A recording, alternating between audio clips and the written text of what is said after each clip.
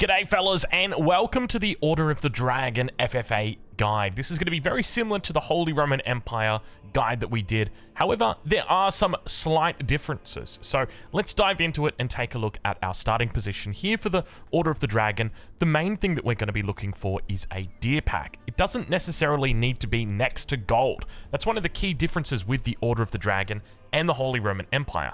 Because the Holy Roman Empire start with that early prelate, it's really important that their gold and their deer are right next to each other. Whereas for the Order of the Dragon, that's not as important. So as long as you know roughly where gold is and you've got yourself some deer, then you just plonk your TC down on top of the deer and you're going to be a happy camper. Now, of course, if you can find yourself a place where there is deer and gold, then you're going to be very, very happy, especially if it's in the middle of the map. This is going to be a really important thing. By going towards the middle of the map, we don't want to be right in the middle. We can, but we want to avoid that. We want to try and be a slight bit towards the sides, but definitely closer towards the middle. We're going to allow ourselves easier access to relics. It means that instead of going all the way out and grabbing a relic and then coming back down, we're able to just simply go up, grab the relic, bring it back in, and then go out and retrieve the next one. So that's going to be our aim. To start off, we're going to make sure that we take out as many deer as we can. You really want to avoid going for a berry start. You can also do a boar start with the Order of the Dragon, but in my opinion, the deer is by far the superior opening, just simply because there's more food, enough food to actually get to Castle Age, whereas with a boar start, you don't have enough to get to Castle Age. I mean, technically you do, but because you're making villages, you don't actually. You will run just a little bit short, unfortunately, so you'll need sheep or something like that. So deer will get you completely up to Castle Age. But with regard to game plan, it is the exact same game plan as the Holy Roman Empire. It is a very simple game plan. So it's going to be us going up to Castle Age, looking to pick up relics, making sure we throw down a keep, picking up as many relics as we possibly can, going to Imperial Age, and then looking to kill people once we are in the Imperial Age. So that's the game plan. Town Center is up at the 2-minute mark. Not a bad little timing here for us. And what we're going to be doing with our king is we're just going to be scouting out around us. We already know where red is, but now we've also got confirmation that pink is here as well. And that's a big relief, because if there are two players next to each other, then there's a good chance that they're not going to be giving us aggression.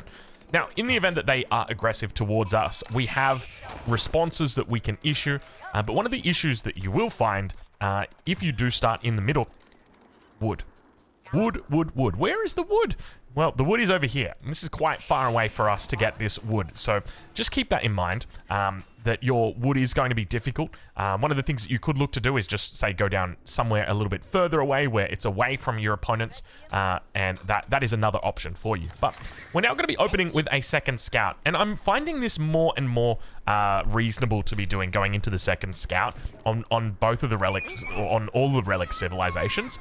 Going for the second scout just almost guarantees that you're going to find more relics and secure more relics. And look, if one scout equals one relic, then I would say that that is a pretty damn good investment this early on. Sure, it's a villager that you're missing out on the entire game, but you got to think about it, right? 180 gold per minute versus a villager, which is like, what, 50 gold, 60 gold per minute, because it is the Order of the Dragon. I think that's a pretty good exchange. So that's what we're going to look to do. We're going to look to try and find as many relics as we possibly can. So we're going to speed it up a little bit. Let's get through the early game here.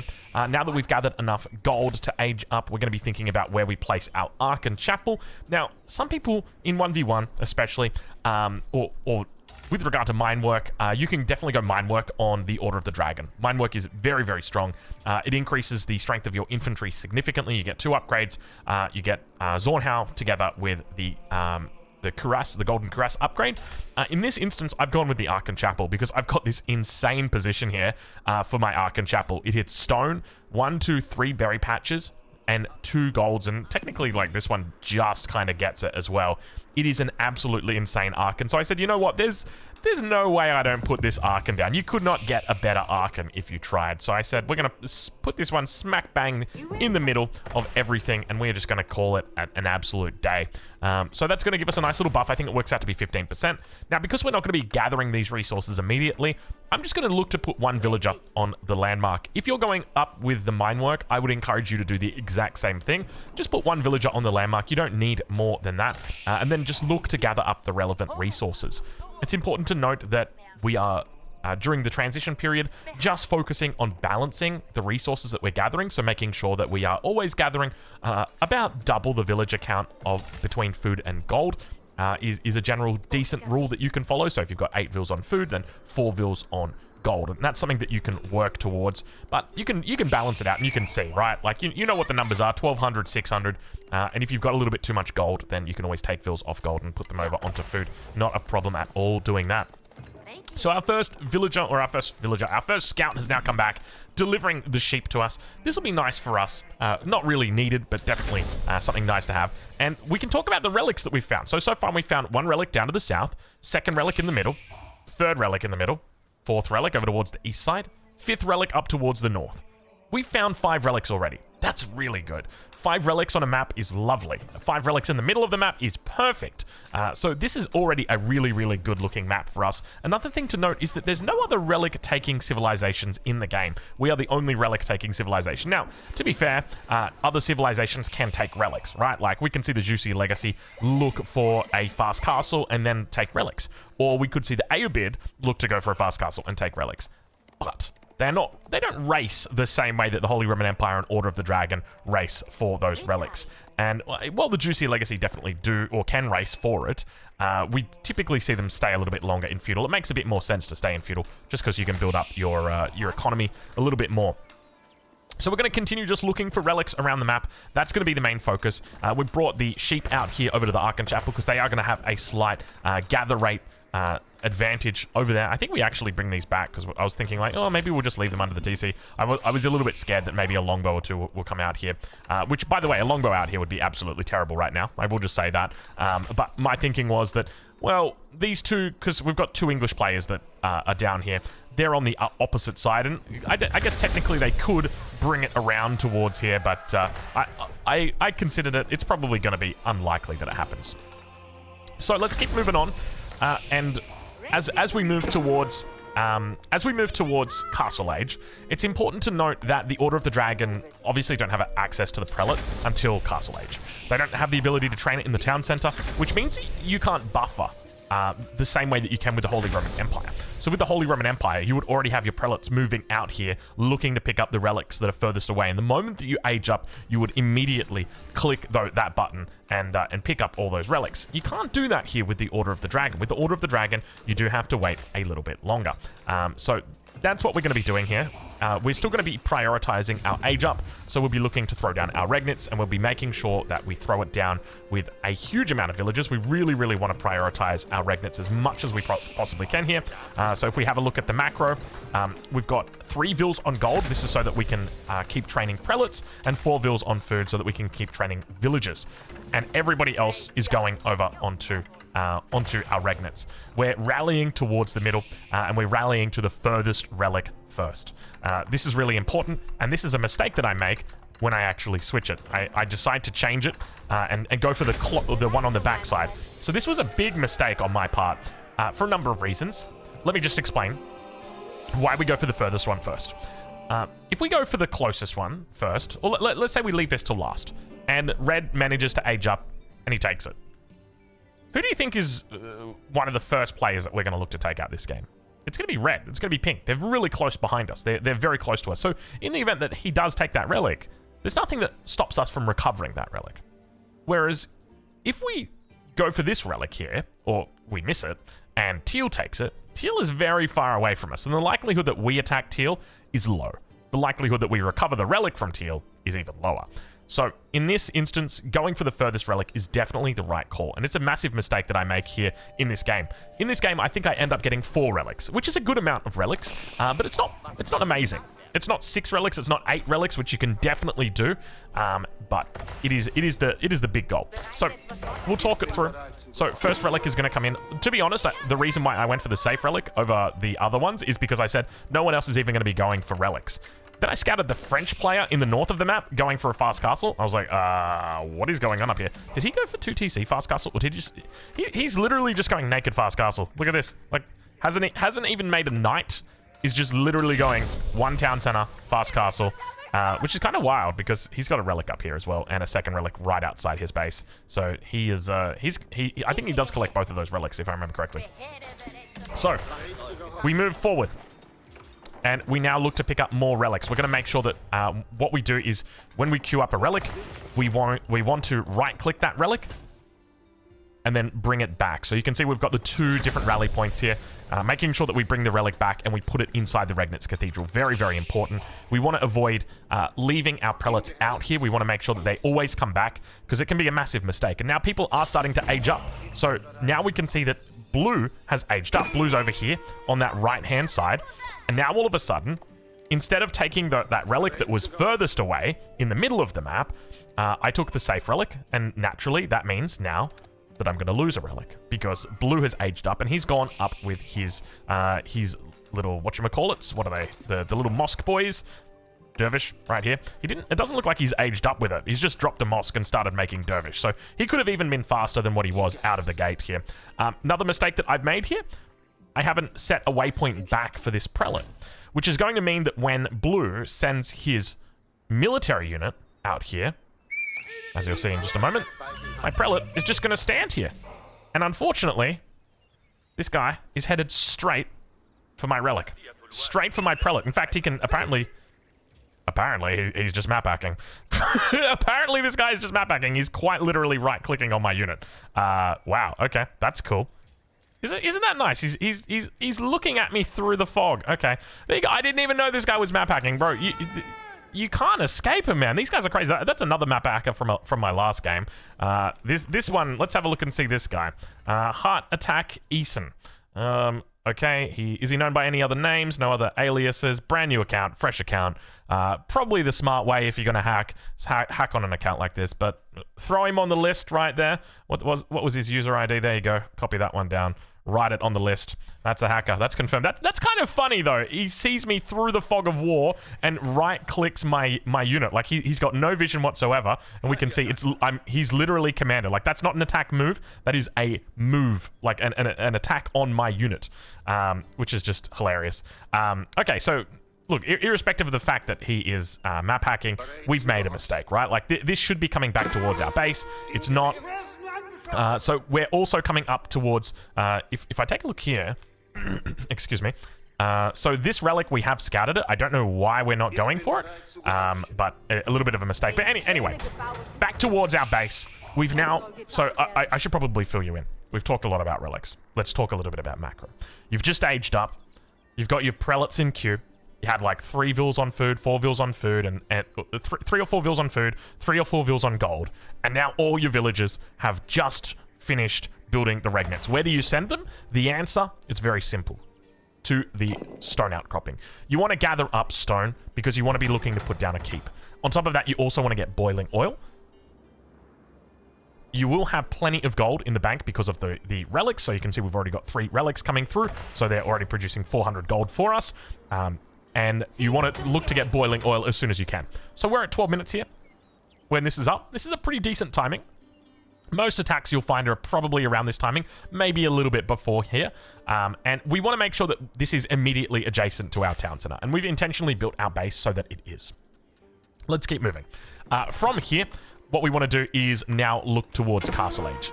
If we were thinking about defending here, so you can see here us making a little bit of a mistake. We're also picking up more relics. So where are the other relics? There's more there. There's another one that we're bringing on the way through here.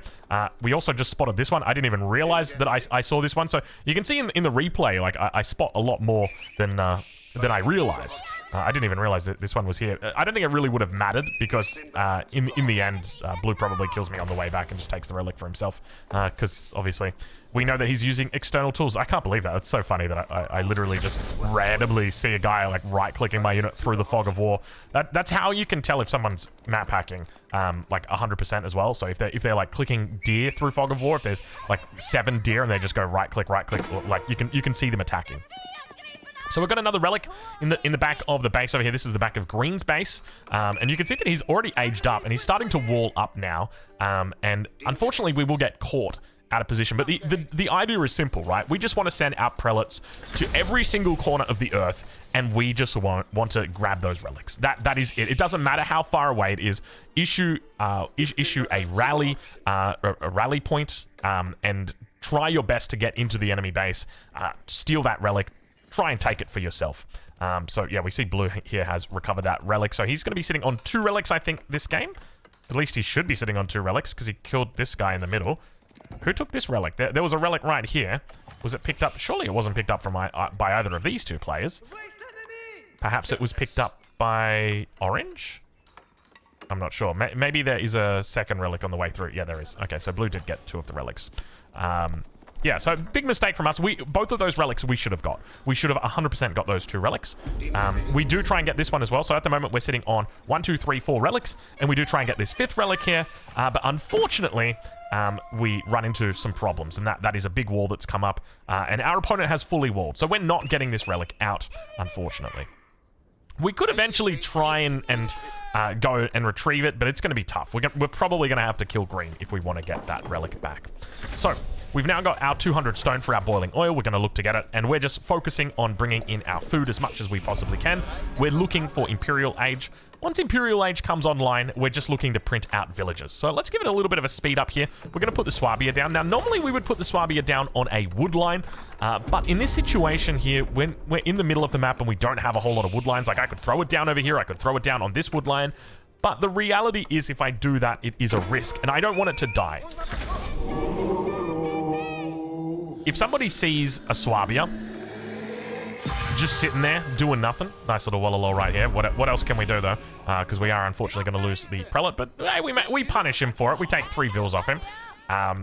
So if someone sees a Swabia, like if I was to put that Swabia here, there's nothing to stop this guy from just being like, okay, we're just going to kill the Swabia. Like, just start training rams or something and just go straight for it, and really try and commit. Whereas if we keep the Swabia close, then at least we're guaranteed to keep the Swabia alive as much as possible, right? Like, you'd really have to commit to take that Swabia out.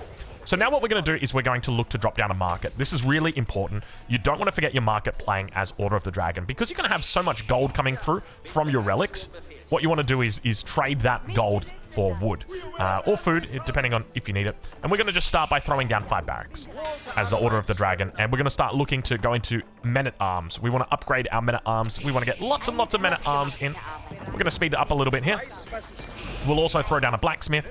Just keep in mind, we're only on 4 relics here, so it's not a crazy game. It definitely could have been a crazy game. Like, now that I've watched it again, it's like, okay, I definitely should have had 6 relics. I probably should have had this 7th relic as well. And I probably should have pinched this relic. We would, I think by the time we saw this, my prelate was up here, and could have easily rerouted back down towards this position. So now we've scouted out all the enemy positions. A little bit late for us to do that. Also just capturing a random sacred site. Not really that relevant. Not that important. The main focus for us is just now starting to get upgrades in. So we're looking to get all of our tier 1 upgrades through. We're not interested in Steeled Arrow or any of the melee upgrade or any of the ranged upgrades. Rather than obviously the ranged armor, but that is pretty much it. And we also want to start trending now towards getting elite upgrades as well for our men-at-arms. The main thing that we're just looking for here is just men-at-arms. Men-at-arms are incredibly powerful, really, really strong units, and even up against like crossbows, they're going to be absolutely fine. So yeah, I would recommend just make men-at-arms and you'll be fine. They are quite food heavy though, so one of the things that you can do, let me just turn it down because we get ourselves a little bit loud over here. So one of the things that you can do is rally to wood, the same way I'm doing right here. That's going to slowly build up your wood. And then once you've got enough wood, like let's say you're sitting on 1,000 wood and you've got 25 vills on wood, you can just take 8 villages and just go drop a mill like this and then just build 8 farms around it. So you just throw the mill down, build 8 farms. You're absolutely good. Make sure if you do have the Archon, build your farms around the Archon. It's an extra 15% gather rate. Why not? You know, why not take it? It's an extra 15%. That's a decent amount. So a little bit of a mistake here from me. So at this stage now, we need to think about where we go with our units. Because when it comes to looking at the minimap, there are a lot of options available to us. But one very clearly stands out to me, and it's this option down here between pink and red. And it's really important that when we look to attack either of these players, that we compare the pair. We need to understand who is more powerful than the other, and typically we want to go for the easier one. The one that we're going to be able to kill faster is the one that we want to go for. Another upgrade we need to make sure that we remember to get is going to be Tithe Barns. You can see us only getting it now at the 20-minute mark, despite being in Imperial Age for, what, we're in 69 vills, so it's quite nice. But what, like 4 or 5 minutes? So a lot of lost resources here. We've lost... you know, 160 food times 4, 160 wood times 4, and 40 stone times 4. So it's a fair bit of resources that we've just given up, but it's okay. We've got it coming in. And the first surrender of the game now comes through. It's going to be Yellow in the north of the map. He's just given it all up. He said, you know what? I'm over this game. I've had enough. I don't want to play. And he's just left, and Teal's just going to run in and clean up the king. So he's going to try and clean up the king. There we go. He gets it. So meanwhile, down on the south side, we've got an Imperial Age that's come through. It's going to be for the red player. And what we're doing is we're now looking to scout. We want to know not only where the king is, but we want to know what landmarks they've got, because that's going to determine which player we attack. If they've got a Berkshire, we probably want to avoid that at least initially. We're going to need a pretty decent chunk of army to actually take out a Berkshire. Whereas if they go for a Wingard, then that is definitely an invitation to attack them. In the same way that, you know, we put down this keep to encourage people not to attack us. So it's that same sort of mindset. So we're going to continue speeding it up. We're going to add in a little bit more production here. You can see we're up to about 8 Raxes here. Our next surrender has now come through. It is just going to be the second player that was over here. And you can see that, I don't know what happened. I guess he was getting 2v1'd, and Orange is going to be picking up the kill over here. So already 2 players have gone out of the game. I can feel myself a little bit, you know, a little bit nervous. Okay, players are starting to go down. We got to start making moves here. And I can hear trebuchets down the bottom, and I'm thinking to myself, okay, this isn't good. Trebuchets, well, it's not that it's not good. It's actually very good. We like it when they're fighting, because when they're fighting, they're expending resources at each other, and therefore they don't have any to worry about for us. So we're going to start pushing in now over towards Pink. Pink is in the Castle Age at the moment, and his king was in this town center. We don't know exactly where it is at the moment, because if we do take a look, I know it's still inside the town center. So I'm thinking to myself, you know what, this seems like a pretty decent spot, but then the Springald comes out, and the Springald makes it a much easier defense for him under here. So I figure, you know what, we're just going to fall back, and we're going to attack with a whole lot of rams. So at this point, it's really important just to make sure that we have got enough siege to actually take this fight, because we could probably come in here and you know, take down the White Tower and take down the town center, but there's a good chance that red just comes in and cleans up, and we really want to avoid that happening. We want to make sure that when we strike quickly. So that's what we're going to look to do here. So let's speed it up a little bit. When it comes to our upgrades, we're slowly moving into them. We are yet to throw down our university at this stage, if I remember correctly. So you can always look to get your university nice and early. This is a really decent amount of units. So you're talking 29 elite gilded men-at-arms. That is an awful lot of units, because remember, these guys are you know, double the power of a normal unit. So keep that in mind. But yeah, we could definitely look to throw down the university here. So we're going to continue moving forward here. Mangonel, really, really important. Even just 1 Mangonel is enough. You can see just the damage that we do right here is absolutely huge. A little bit of a problem, a little bit of a traffic jam right here, which is playing exactly into our enemy. And we spot the king. This is really important. We want to try and hit that king. We're going to use the Mangonel to force back our opponent. Let's bring the line of sight off here. So we get ourselves some nice little hits here. And the main thing that we're going to be doing is targeting our battering rams onto the town center, and then trying to get our units here on top of all of these crossbows. The Mangonel's just doing work. Any time that our opponent is forgetting to move his units, he is losing his units. Mango shot again. Going to take out another 4 or 5 elite crossbow. He's doing a decent job kiting them, but just keep in mind that, like, he's not even able to one-shot them, even with all of these elite crossbows. Mango shot comes in again, and at this stage, it's very clear to me that he is going to be going down very, very soon. So all our focus is right now is just on reinforcing. Once the bombard comes in as well, it is going to be all over Red Rover. Mango's going down, but our main focus is just that king. We just want to make sure that king is ours. So at the moment, Pink's just kind of chilling out, biding his own time, not really looking to push in. King's going to do a little bit of a hop, hops into this town center right here. And of course, we chase him. He made one fatal mistake, though, and that was that he used his run ability right then to run into this town center. He should have just walked across here and then ran across over into his keep. That would have given him a little bit more longevity.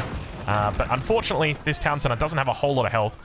I don't think he pops into the King's Palace, but anyway, the point is you know, when it comes to the king, that's the main focus, right? We don't really care about anything else. All we want is just that king. We just want to take him down. He can't sprint, and it means that he does indeed go down. So we take our first kill, and we feel really good about ourselves. Now we've got our first kill.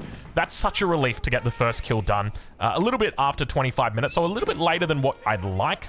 But fortunately, it's right on time, because we're now under attack from a new threat. So green remembered that we we stole some villages earlier, and we built a mining camp in the base and took 146 gold. So green is coming back with a vengeance, but we're going to do our best to try and box green out as much as we possibly can. So they've gone into Yuan Raiders, which are pretty powerful. But we got Palace Guards. Yuan Raiders are very fast units as well. That's important to note. So it's just easier to keep them out. So we want to go ahead and just start walling up everything. We've already got walls towards the center of the map, which is an important step when you're playing the Order of the Dragon. You want to try and create this nice little box for yourself. But towards the back of the base, we hadn't really started walling just yet, mainly because this was our attack route. And typically, if your attack route, on your attack route, you're going to have units there to defend. That's the mindset. But I realized very quickly that, hold on a minute, these Yuan Raiders are too quick. We're not going to be able to deal with them. They also get bonus damage against villagers. So you can see +5 damage versus worker. So we just want to make sure that they're completely boxed out. So we're going to full wall in. So I would definitely recommend doing this in your games, going for that full wall. It can be expensive, but it's definitely worth it. And keep in mind, you do actually get extra health on your walls. So an extra 40% with reinforced defenses, and of course with your university, once it's put down, you'll also get an extra, I think it's 30% from court architects, which is very, very nice. So now that we've taken out the first player, we begin moving on to the second player, and we know roughly where the king is. We've checked, we've seen. The only trouble is the Berkshire Palace is now coming online. So the defense is well and truly happening right here. The English player is trying his best to make sure that we're not going to be attacking him. The only problem is we've got an insane economy at the moment. We are booming like madmen. We're up to 93 villagers at this stage of the game. We're looking for our next victim, and we have found them. Compare that to our opponent, who's on 78. And remember, our villagers are Order of the Dragon villagers, which are bigger, faster, stronger villagers, more health, and just in general, absolutely amazing villagers. So because of that, it's going to be difficult for him to keep up with the amount of units we've got. A little bit of a mistake here from me. I'm falling asleep at the proverbial bombard wheel. So I do lose a bombard, but we've got Culverin now coming out. They're going to take some shots here. We're yet to pick up chemistry, but he's yet to pick up the extra health, the siege works upgrade. I wanted to get a full wall across here, but now that the Berkshire is up, that's going to deny me the ability to get that wall up, just because the range on the Berkshire is so long. So we do need to be very careful about the potential of a raid. So you can see that green is now looking to come through on this angle and try and find his way through, but fortunately this wall is going to stop him or deny him that ability, and he doesn't actually go up and check it. You always want to try and test the walls. One of the things I like to do is like click in different spots leading up to specific walls or potential walls. But we now take a look at the composition that we've got. So at the moment, we're running 37 Gilded Men-at-Arms, 8 Lunch Connector, 3 Spearmen. We've got some Culverin, some Mangoes, and some Bombards. And I think this is just the perfect combination. You don't really want anything more than that, right? Like, you can add in cavalry. You don't need to. You could add in archers or crossbows. You don't need to. Hand cannoneers are decent as well, but once again, you don't need to. This combo that we've got is absolutely insane. It is one of the best combos in the game. So I would say just stick with it. The battering rams are also nice as well. Battering rams are great because they go into the enemy's army and then their units start attacking them. It's really, really frustrating for you if you're being attacked and battering rams are in there. But if you're not being attacked, if you're the one doing it, it is very, very, very cheeky. All right, so let's speed it up a little bit. We're maxed out now, 250 pop. We've got 100 vills. We've got 150 military population, which is decent. And we're under attack on the front. This is just a very small attack. We're not too fussed about this, so we're just going to send some villagers, go and clean up the battering ram, then just go and repair the wall. We ideally just want to make sure that this attack isn't successful here. So really, really important to deny that one out quickly. And remember that when we're attacking people, we want to make it as quick as we possibly can. We don't want a prolonged fight. We don't want a prolonged battle at all. We just want to go in, finish the fight, and that's it. That's what we want to do. So you can see we've got some beautiful, beautiful positioning right here. So what's happened? These bombards, let me just mute the game right now. And this is one of those situations where don't complain about the mechanics, understand the mechanics, and then make sure you don't make the same mistake next time. So Drongo, don't complain. Our bombards here have perfect line of sight to the Berkshire Palace. But these bombards, they were slightly to the left. And their line of sight was obscured by this wall. So instead of moving 3 pixels to the right and then firing, they decided they would walk towards their target And then once they got line of sight, then they would fire at their target. The only problem is, while they were walking towards their target, the wall was obscuring their vision the entire time. So just make sure that when you're attacking into things like the Berkshire, that you do have the full line of sight. It can be incredibly frustrating with stuff like that and just unnecessary losses, right? Like this DPS should just be into the Berkshire. I shouldn't have to think about this DPS, I shouldn't have to think about these bombards being out here. Anyway, let's unmute. A little bit loud. I'm going to lower that volume down a little bit. We'll go down to 50. I think that's a decent amount. Culverin, just going to focus down the siege. We're going to look towards Springles first, and then we'll work down bombards, or rather, mangonels. And then, of course, the bombards and the battering rams are just going to fire down everything else. Now, when it comes to control groups, I will recommend the following control groups. So, all of your infantry, which for me, I've got a hotkey. It's F2, and that selects all my infantry. That's control 1. My mangonels are control 2. My culverin are control 3. And my battering rams and my bombards are control group 6. So that's the control group layout that I use and I would recommend. Makes it really easy to use because you do want to have them all on different things, right? Like for my bombards, it's just right click, right click, right click, right click. And here you can see where we've right clicked the army of the enemy. We've right-clicked the landmarks of the enemy. Meanwhile, our army's doing something different. Our Culverin is firing at siege, and you know, our mangonels are firing at the back line, right? So we want to make sure that each of our siege that has different roles has got a different control group. Now, I'll be honest, this is a little embarrassing. I can't see the king. I'm looking for the king. I'm trying to find the king, and I got no idea where he is. I cannot see him for the life of me. Now, you can probably see him, because I'm hovering the cursor over him, but I could not find him. I was like, where did this motherfucker go? You can see that he kind of like blends in here, especially because of the farms. It's kind of hard to see, and it takes me a while. We find him eventually. So we've now secured our second kill. This is such a relief. I mean, the first kill's a relief. The second kill is like a welcome addition to the collection. Now the question is, where do we go from here? And the answer is, what we want to do, now that we've picked up another kill, we just want to consolidate. We don't go on the hunt again. We just want to chill. We want to max out our population immediately. We want to make sure that we are fully ecoed up to the max, or in this case, militaried up to the max. So, to be fair... Wait, this guy just surrendered over here? Dude, how many surrenders have we just had this game? Like, random surrenders. This guy, then this guy, then this guy. Does anybody even go and take the kill?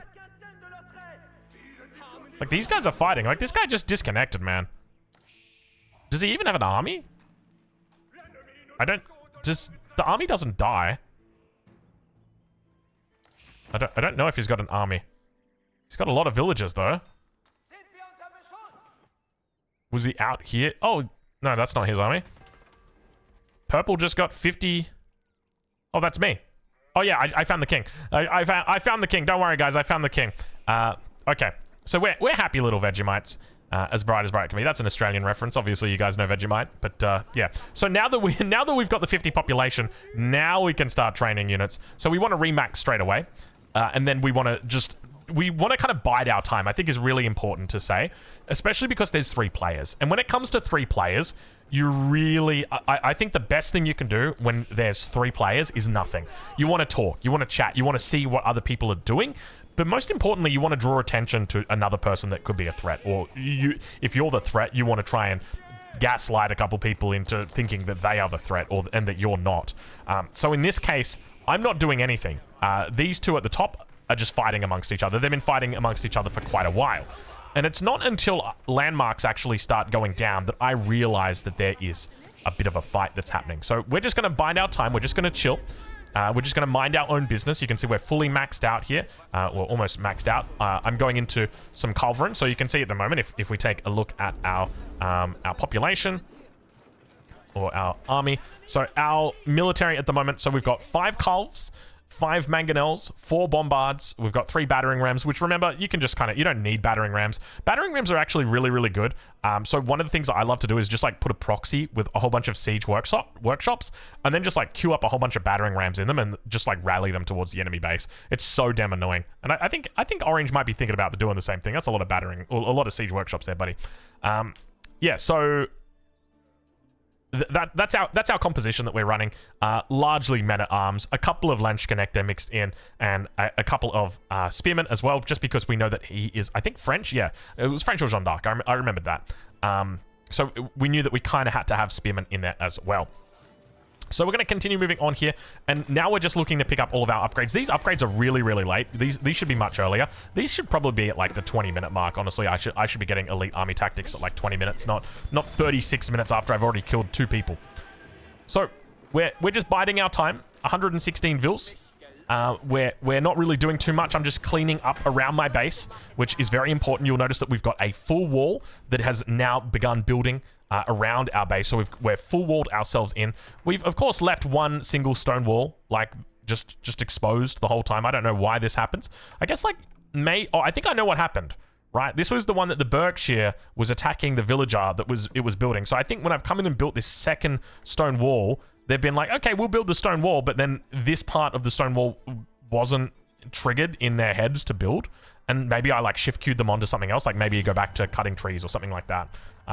Anyway, so now that we've established what the plan is, right? We're biding our time. What else are we doing? We're throwing down production. So we've got even more production. If we take a look at our production numbers at the moment, we're on 34 Raxes and 4 Siege Workshops. But even this is our rookie numbers, right? Like ideally we should be looking at about 10 Siege Workshops and about 40 Raxes is absolutely fine for the late game. And ideally you just want to be making it from the front. So immediately, as soon as I see a landmark go down, so I see that Orange has destroyed Help Me's landmark, immediately I say, I'm coming. Like, just hold on.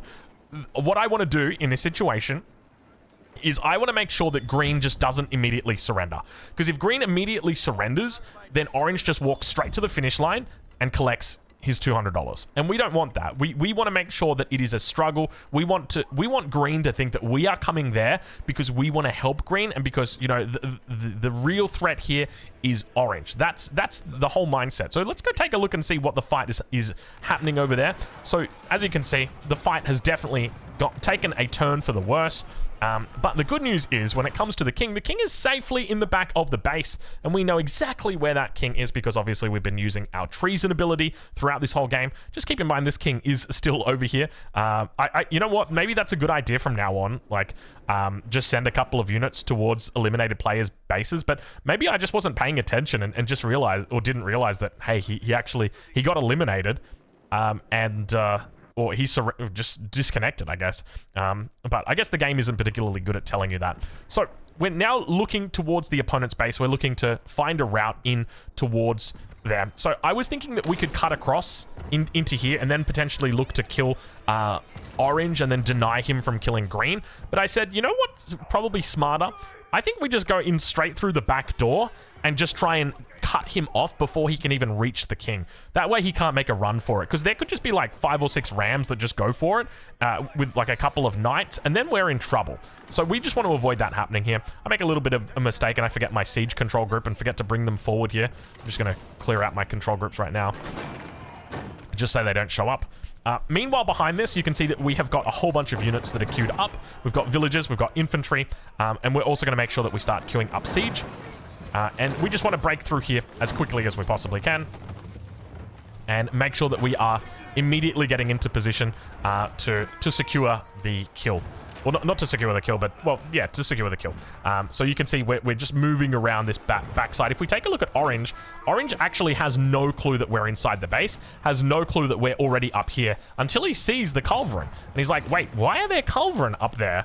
And then obviously he realizes that, hold on a minute, the entire army is up there, and we're now attacking, and obviously he knows where the king is, and we're now defending the king, or at least that's what it looks like, right? It looks like, you know, the savior is here to save the king, but the truth is the savior is not actually here to save the king. The savior is here to kill the king, because at the end of the day, you know, you can always say, like, I'm coming to save you, like, hold on, and he thinks, oh, yay, thank you, Purple. But the truth is, we're just here for the king, buddy. Just give me the king, please. Meanwhile, Mangoes, big shots downtown. Classic. We're having a little bit of trouble here, as you can see that we've got this archery range that's just really blocking us from getting through here. We've lost a lot of units, but the good news is we've got bombards up here that are doing work. King's going to come out on the floor, and we're just going to snipe him off, or finish him off with a snipe. And that's it. Now we're up to 350 pop. we're feeling very good about ourselves. Obviously, there was this king over here that we could have gone and got. If I remember correctly, I think orange actually goes and kills it. I wonder, is orange using external tools? Surely he wouldn't be. Like, surely he would have killed it already. Surely he would have just gone and killed it straight away. Can we check in with orange and see how he's doing? So he's 250 pop, 115 eco. So he's not doing too bad. Economy's not the best. He should be sitting on like 180 vils at the moment, I think. And for us, we're at 130 vils. So probably not the best. I'd say with like Order of the Dragon, maybe like 150 vils would be good. But this is quite a common thing that happens with when you're in the late game. So once you get to like 250 pop, somewhere around that, it's very common that you'll start floating a lot of resources. And the next kill that you get, like, the best way to think about it is you have 2 town centers that have both got villagers queued up. And the moment you get a new king kill, your population immediately goes up by 50. So you get 2 villagers that spawn straight away. And if you take a look at the production, you then get 34 men-at-arms and 10 mangonels. And so that's why you get these crazy numbers of military, and the economy is never really that crazy to match it. So I think this is a little bit of a misplay on my part. I would say maybe I want to invest a little bit more into my economy.